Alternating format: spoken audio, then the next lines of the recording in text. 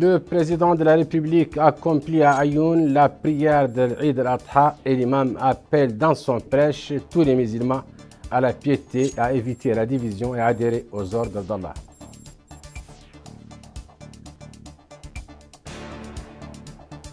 Notre pays célèbre la journée de l'enfant africain sous le thème « Il est temps d'assurer l'éducation de chaque enfant africain ».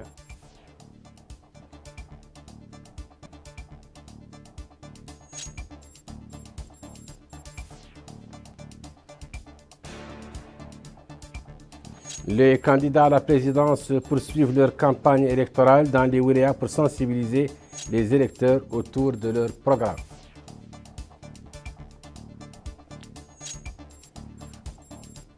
C'était le titre du journal. Bonsoir et bonne fête de Tabaski. Je vous le disais en titre.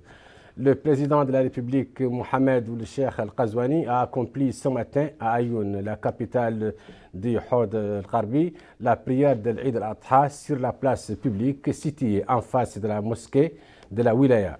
La prière était dirigée par l'imam Salah Ould Sidi Ould Amar Talib, qui a commencé son sermon par la grâce au Tout-Puissant pour ses bénédictions sur ses serviteurs et a prié sur l'envoyé d'Allah, Mohamed, paix et salut sur lui, ainsi que sur sa famille et ses compagnons.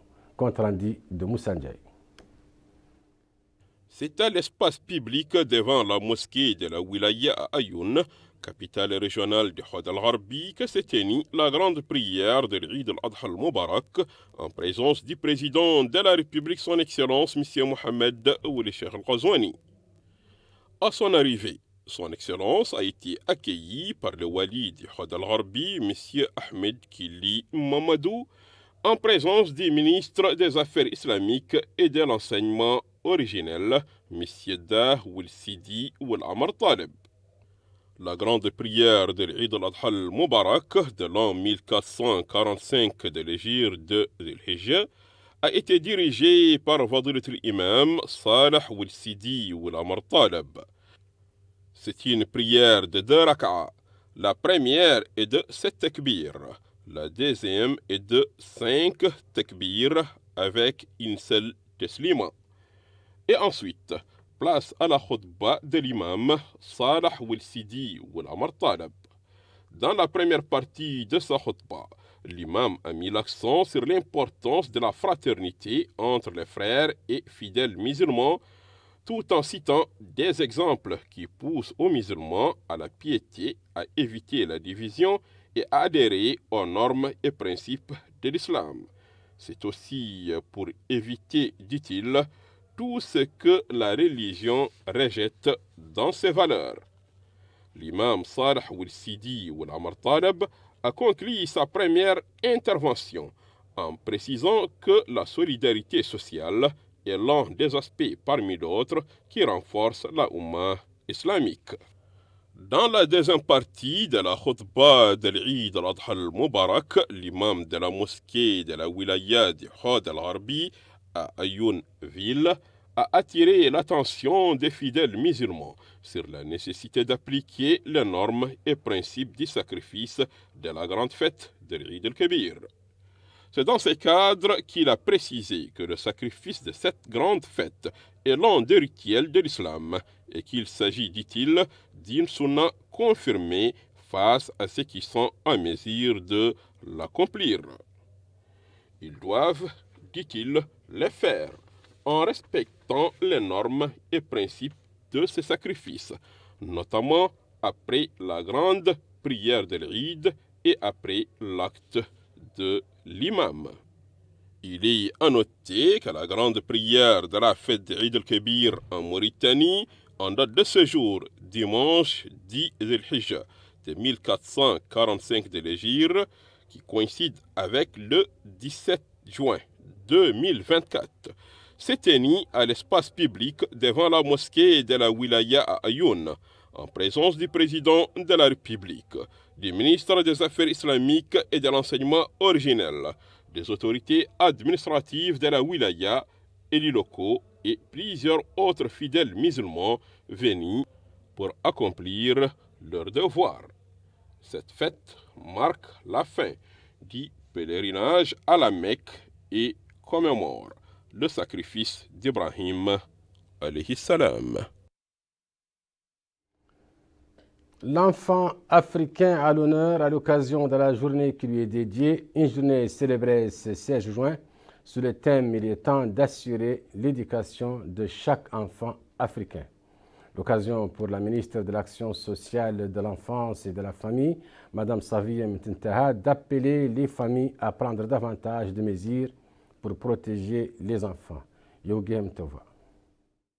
Le ministre a noté que le thème retenu pour cet anniversaire s'inscrit dans le cadre de la présidence du président de la République, M. Mohamed Ould Cheikh El Ghazouani de l'Union africaine, et dans le cadre de sa vision de l'éducation incarnée par l'école républicaine. Dans son discours, annonçant le lancement des activités commémoratives de cet anniversaire, la ministre de l'Action sociale, de l'enfance et de la famille a ajouté que notre pays a adopté un plan national pour la protection et l'intégration des enfants sans soutien familial et qu'à cet égard, environ 5 000 enfants ont été intégrés au cours des 3 dernières années, soulignant que chaque enfant africain a droit à l'éducation et à l'instruction. En outre, la ministre a félicité les députés du Parlement des enfants pour le nouveau mandat et leur a promis de satisfaire leurs doléances liées au système éducatif, car des mesures seront prises pour assurer leur réalisation,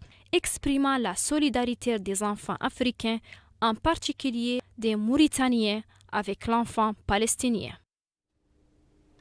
Et dans la perspective du prochain scrutin présidentiel, la Commission électorale nationale indépendante, CENI, a procédé hier soir à l'envoi du matériel électoral vers les wilayas du pays. L'opération d'acheminement du matériel est supervisée par le vice-président de la Commission électorale indépendante, M.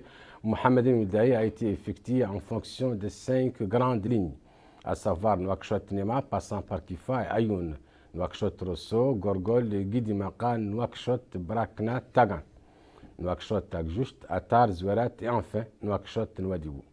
Les camions transportant le matériel électoral sont escortés par des unités de la sécurité et devront arriver dans l'ensemble des circonscriptions électorales 10 jours avant le scrutin.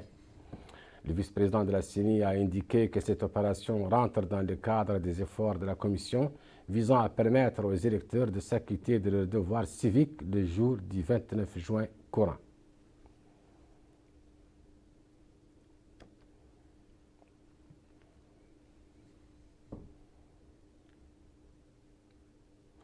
Nous ouvrons à présent la page de la campagne électorale pour les présidentielles du 29 juin, que nous commençons par les activités du candidat Mohamed Ould Cheikh El Ghazouani.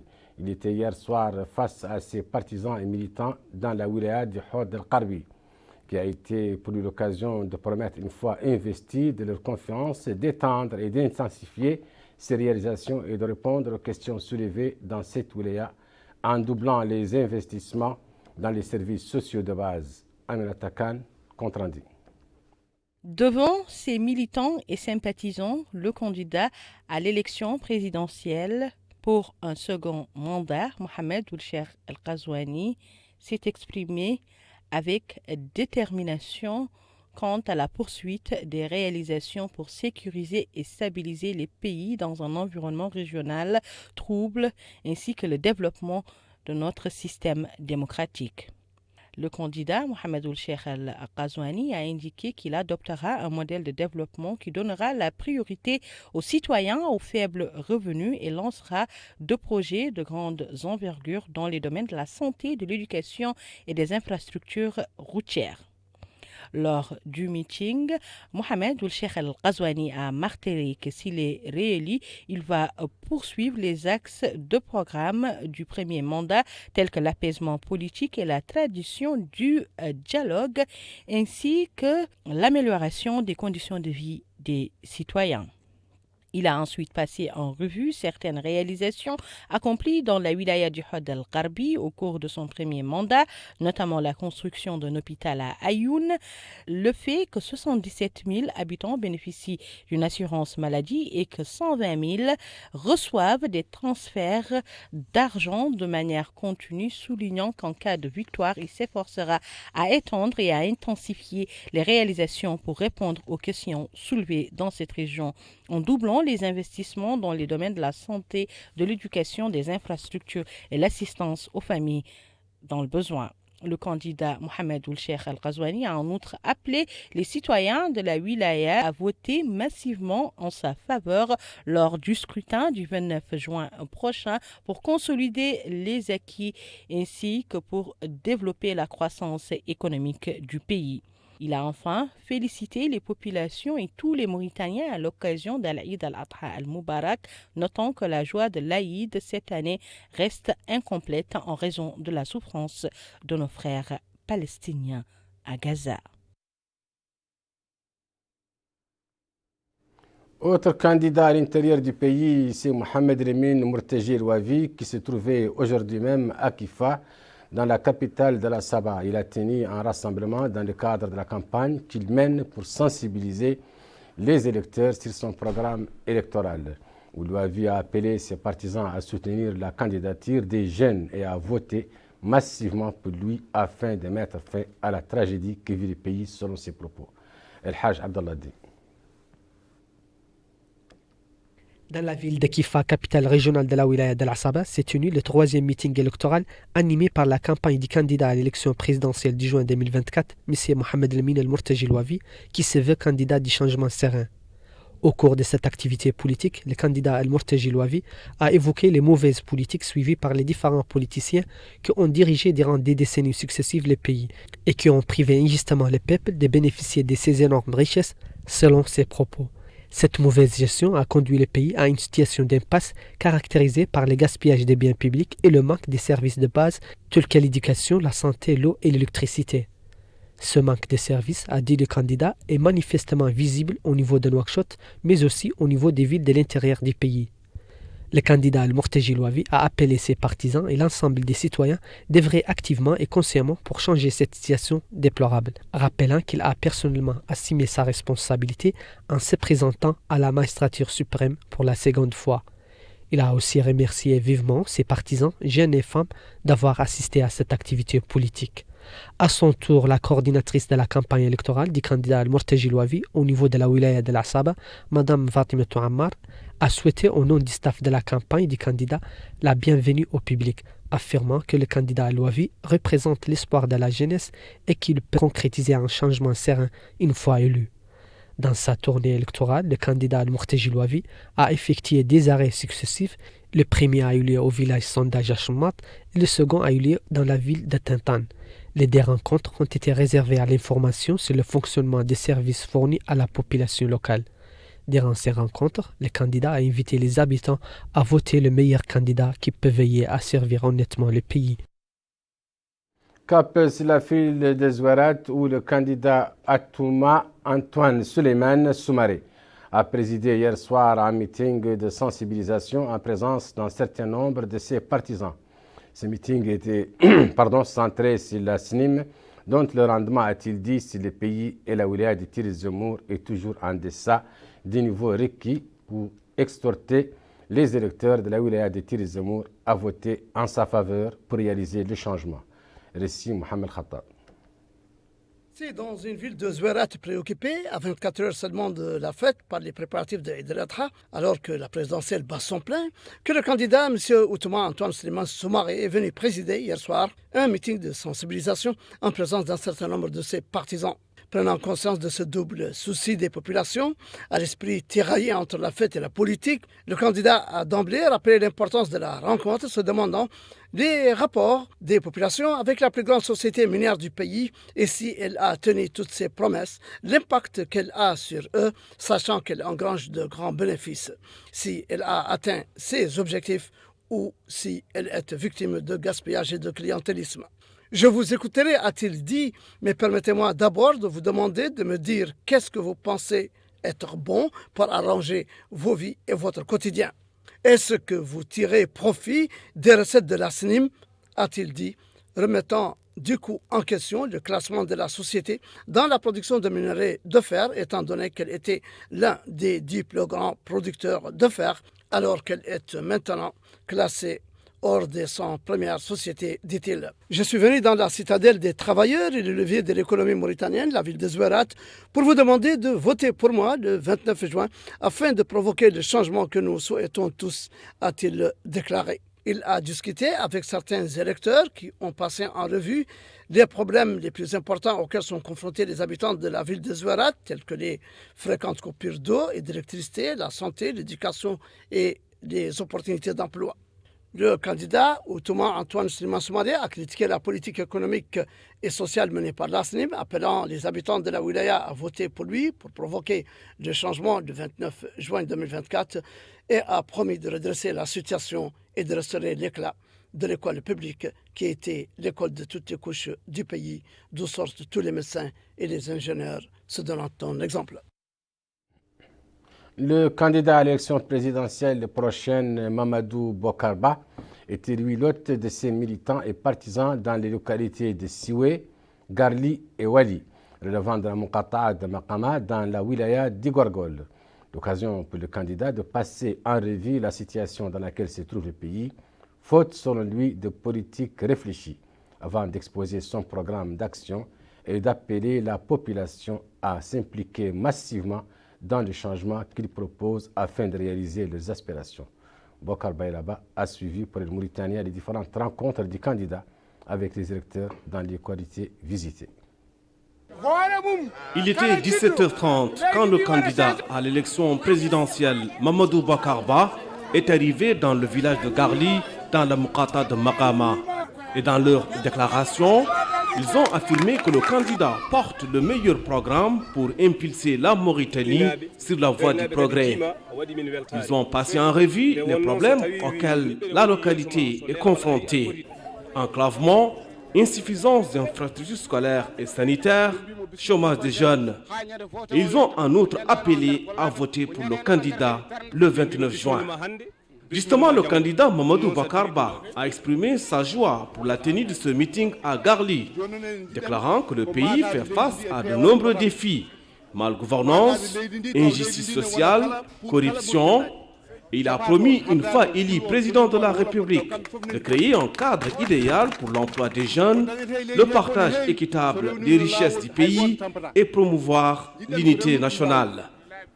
Après Garli, le candidat Mamadou Bokarba a mis le cap sur le village de Wali Diantang, toujours dans la Muqata'a de Magama. Et c'était les femmes qui étaient les premières à prendre la parole pour vanter les mérites du candidat. Elles ont insisté sur les problèmes auxquels le village et d'autres localités environnantes sont confrontés. Tracasseries pour obtenir les documents d'état civil, le chômage des jeunes, la confiscation des terres.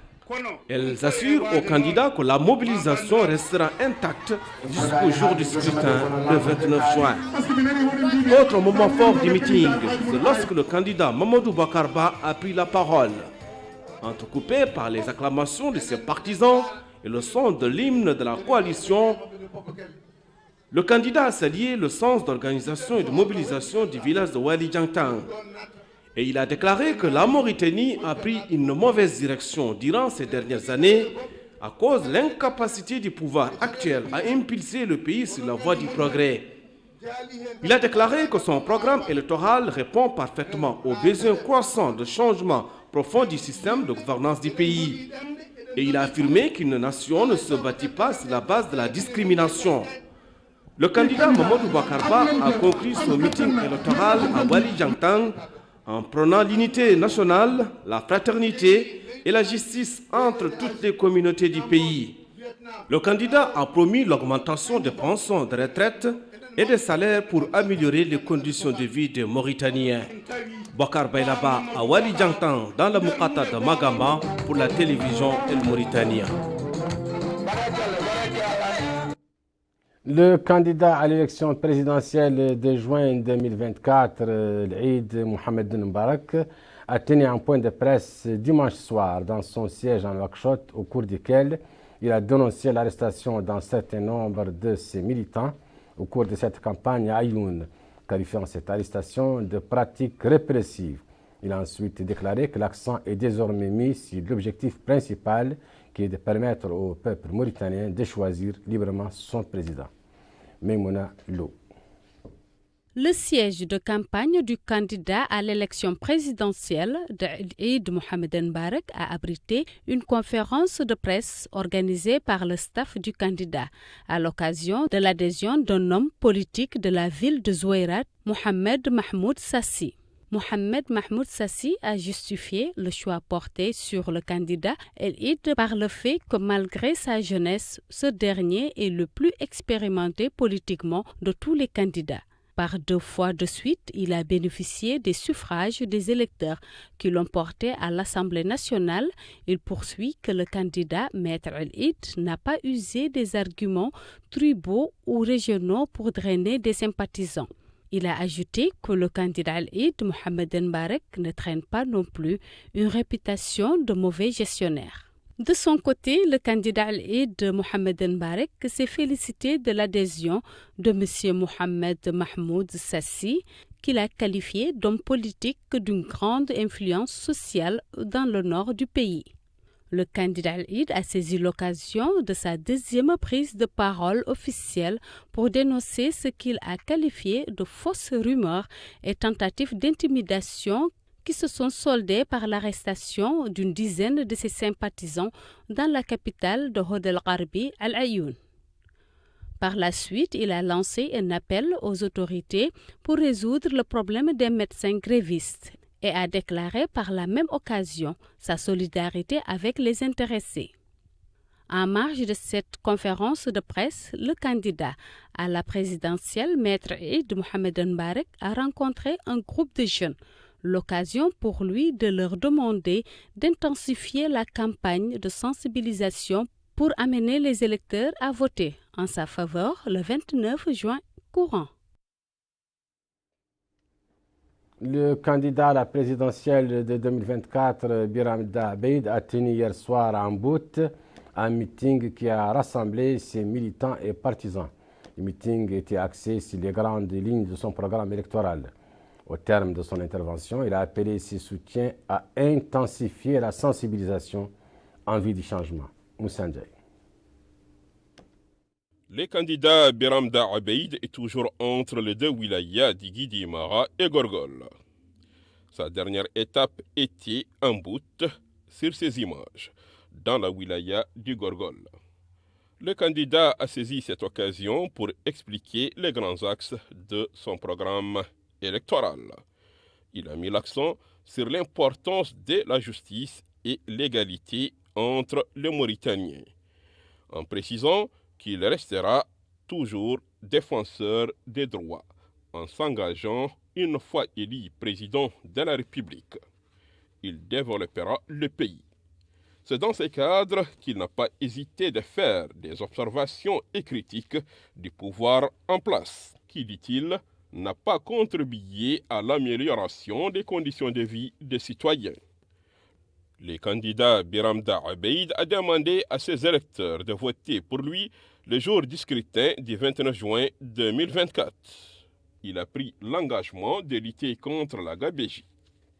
Face aux habitants de Mbout, l'une des Muqata'a de la wilaya de Gorgol, le candidat Biram Da Abeid a remercié les habitants de cette Muqata'a pour cet accueil chaleureux, en disant qu'il n'est pas obligé de prendre la présidence pour les Mauritaniens et qu'il n'est pas obligé de libérer les Mauritaniens des bandits, mais il est obligé de défendre ses convictions depuis son enfance et qu'il lutte contre les bandits.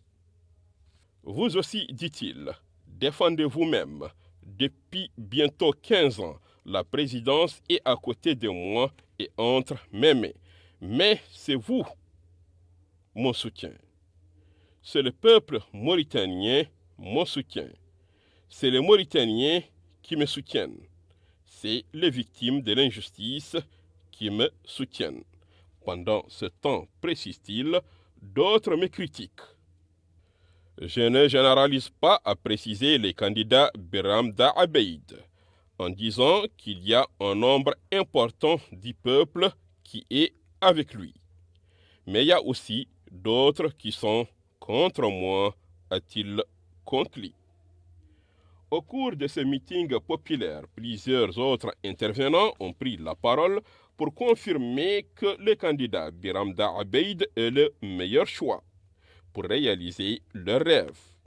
Pour rappel, les sympathisants et fidèles camarades du candidat Biramda Abeid étaient à l'entrée de la Muqata'a d'Ambout, où ils ont réservé un accueil populaire et chaleureux à leur candidat, en confirmant qu'ils sont avec son programme électoral et qu'ils ne ménageront aucun effort pour voter Biramda Abeid le jour du scrutin.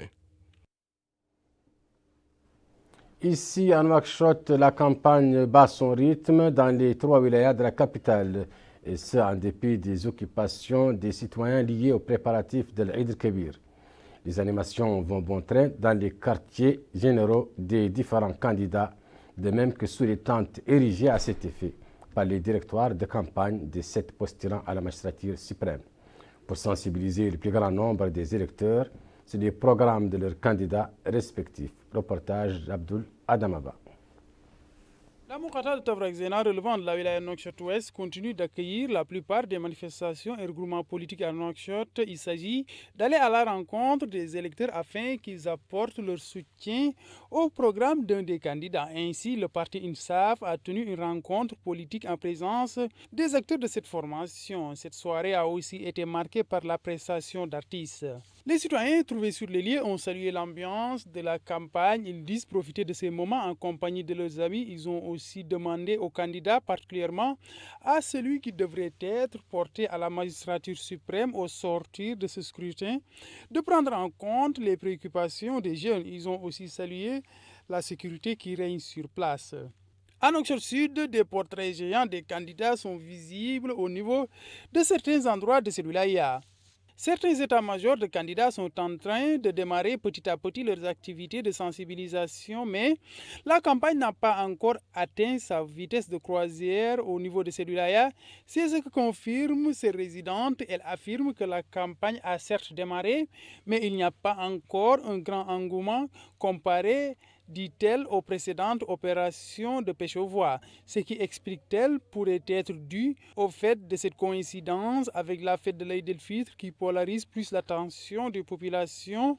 Elle espère, après cette fête, que la sensibilisation autour de la campagne soit plus importante. Les sièges des candidats, en plus d'être dotés de portraits, ont aussi des haut-parleurs qui sont aussi utilisés afin de véhiculer le message à l'endroit des populations. Au niveau de Nouakchott Nord aussi, la fête de l'Eid el-Fitr a eu un impact sur le démarrage de la campagne. Les différents représentants des candidats en lice mènent des activités de sensibilisation afin d'engranger le soutien des électeurs de celui-là qui regorge de plus de 139 000 électeurs inscrits. Les affiches des candidats sont visibles au sein des principales artères de celui-là. En plus des soirées électorales, des rencontres sont organisées par certains partis politiques afin de mieux mettre en œuvre et préparer leur opération de séduction de l'électorat. Abdoul Adamaba, tu restes avec nous pour nous faire un reportage sur l'ambiance de la campagne à l'intérieur du pays. À l'intérieur du pays, les différents états-majors des candidats poursuivent leur opération de conquête des suffrages des citoyens. Dans ce cadre, plusieurs activités sont exécutées afin de convaincre les électeurs. Si certains organisent des soirées électorales mettant en profit les artistes locaux pour accueillir un nombre important de potentiels électeurs afin de les convaincre, d'autres candidats font du porte-à-porte et partent à la rencontre des électeurs, soit au niveau de leur lieu de résidence ou au sein des lieux publics à l'image des marchés. Certains candidats préfèrent des réunions avec leurs sympathisants et militants afin de peaufiner leur stratégie de conquête de l'électorat. Les préoccupations des électeurs de l'intérieur du pays varient. Ils ont des attentes se rapportant par exemple à l'agriculture pour les habitants de la wilaya du Gorgol. Ces derniers demandent un appui pour l'essor du secteur agricole de la part du candidat qui sera élu au soir du 29 juin. Ils ont aussi affirmé que ce secteur constitue une opportunité d'emploi pour les jeunes. Au niveau de la wilaya de Ladrar, les résidents ont mis l'accent sur les projets de développement. Les habitants demandent la mise en œuvre de projets de développement au profit des habitants. Ils ont aussi demandé l'exécution de projets économiques de grande envergure. Les jeunes de cette wilaya ont aussi demandé des opportunités d'emploi. Les intervenants espèrent, après cette fête de l'Aïd el-Fitr, une intensification des activités de mobilisation pour cette campagne électorale. C'est la fin de ce journal. Je vous en rappelle les principales informations. Le président de la République a accompli à Ayoun la prière de l'Eid al-Adha et l'imam appelle dans son prêche tous les musulmans à la piété, à éviter la division et à adhérer aux ordres d'Allah.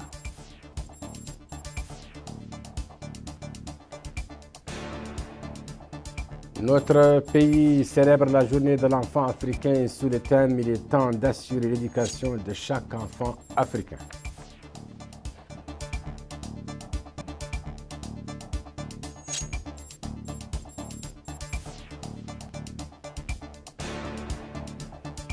Les candidats à la présidence poursuivent leur campagne électorale dans les wilayas pour sensibiliser les électeurs autour de leur programme.